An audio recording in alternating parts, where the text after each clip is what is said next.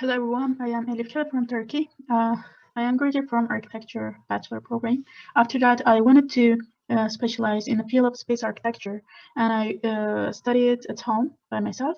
After that, I decided to do my master program in the space architecture program. Today, I would like to present you about some technologies of the next moon missions. As you know that humankind has a high curiosity about unknowns. We wonder about the further space. And that's why we always dig into the unknown and searched and tried to learn. And coming up to the space exploration, why humans really want to improve about this field. Because that the only reason is not about immigrating to space, the other lands, but also we all the time use the technologies that we develop in the space industry on the Earth. It helps us to develop technologies on Earth as well. And the rest of questions, I would like to answer them in the next presentations. In 1968 and 1972, 9 Apollo missions had done, and 6 of them could land to the moon, and 12 people could walk on the lunar surface. But after 1972, people didn't go to moon, but then we decided to go back to the moon because we had a plan. We make the plan for moon mission, Mars mission. But as you know that Mars itself is 6 months away from the Earth, and it's too far. And human psychology is not ready to take this long journey. And we needed to try the things we will do on Mars, but firstly on the moon. And as you know, it takes 3 days to go to moon, and it's very easy to communicate to Earth. And then after Apollo mission, the new program is Artemis program that has different phases, phase for moon and phase for Mars. The phases has different mission in it that takes Artemis 1, 2, 3, and more. And in the plan of Artemis program, phase 1, 2024 is the date of landing to the moon. To achieve that, the idea has series of missions, particular Artemis 1, 2, 3 over the next 4 years. Artemis 1 will be a crew test the full system of a spacecraft that's scheduled for the end of 2021. In the 2023, Artemis will have a crew board, and that crew orbit the moon but not landing. And in 2023 and 4, there will be different launch vehicle, commercial launch vehicle, something that called Gateway to deliver elements to the moon. In the end of 2024, a first crewed mission will be done, and various elements will be delivered to commercial sector, and lunar infrastructures will be there. One man, one woman astronauts, potentially 2 can be. But already it's designed according to 4 astronauts. And Artemis, the next phase, it will be capable for 4 astronauts in the same time, including carrying in the last mission, including all the power and life supporting needs. This overall Artemis proceeding. And I would like to talk about the little technologies in this new program. And as new spacecraft, which called Orion, crew vehicle, SLA, space launch system, Gateway, that include different parts, and human landing system. But if the SLS space launch systems ignited and start for ignition, it will not stop and will never stop. And in the SLS system, as you see here, there is rockets and capsule that will carry astronauts. A new launch vehicle called Space Launch System, and I would like to talk about lunar orbit station called Gateway. And as you know, in the space industries, the new idea to protect, not to waste the components that we design, that we use. As SpaceX also designed a new rocket system that we can reuse it again. And also in the Artemis program, we have Gateway that turned around the moon that will be used all the time. as a difference from the Apollo mission.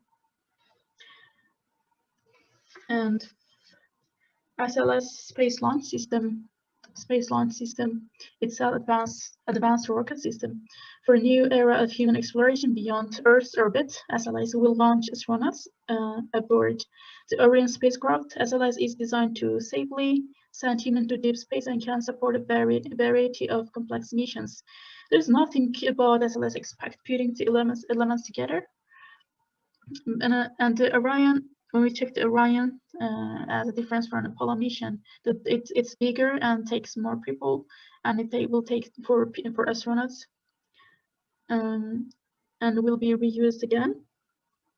The Orion is designed to be launched on the Space Launch System SLS and is capable of carrying and sustaining a crew of for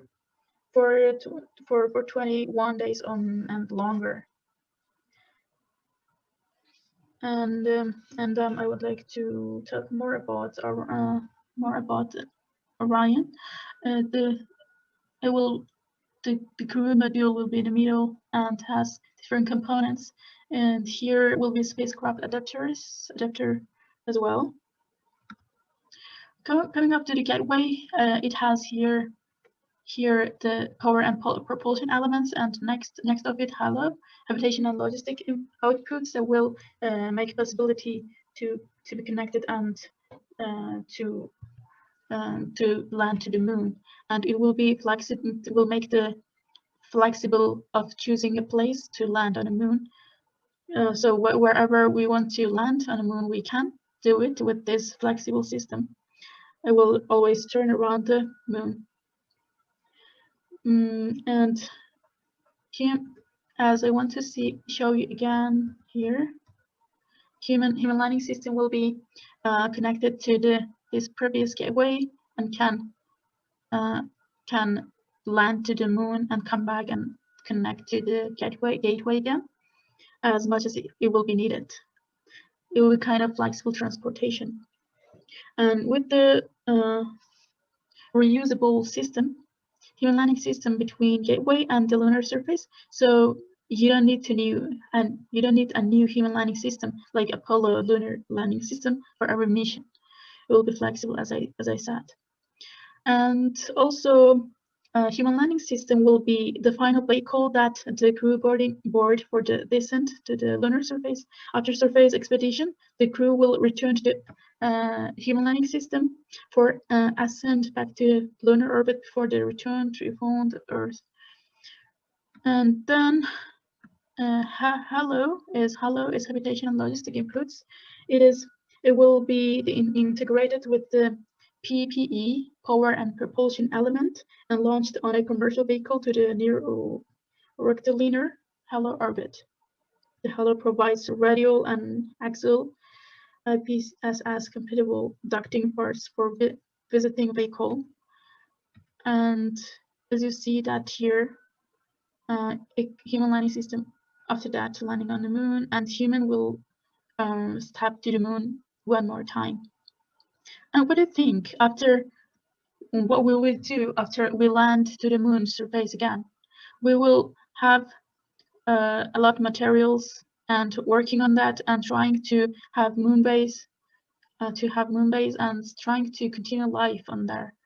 And that will help our psychology even to be improved for the next mission to the further places in space like moon, like Mars, and so on. And after that, I want to talk about the project that is designed by my mentor teacher, and it is Moon 3 of Life, and it's basically created in the concept of using the water, creating water, because water itself is the most important thing for human life. So here there is a system that will melt the frozen water in the middle, and it will have all the habitats and life functions and places underground.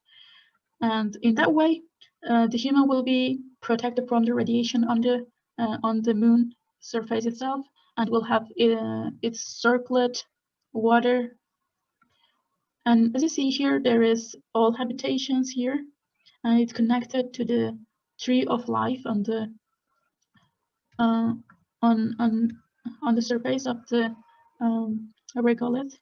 The residential units are all underground, and all labs and working places. And I would like to share more visuals and sections 3Ds here. And as you see in this connecting part, there is a reactor. Under the residential unit, it will melt frozen water and prepare the water make the water for the human who is living under this regolith and its habitat.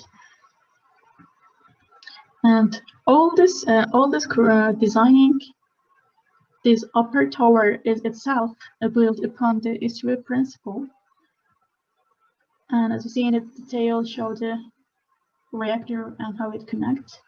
And finally, I want to present the sources that I researched for. Thanks a lot for listening to me.